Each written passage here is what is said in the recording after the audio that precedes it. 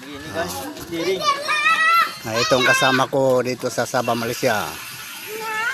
Itong aking kaibigan na taga Hulo-Sulo pero nandito ngayon sa Sabah nagtrabaho. Ang gandang katawan, no? Ito ibigay ko sa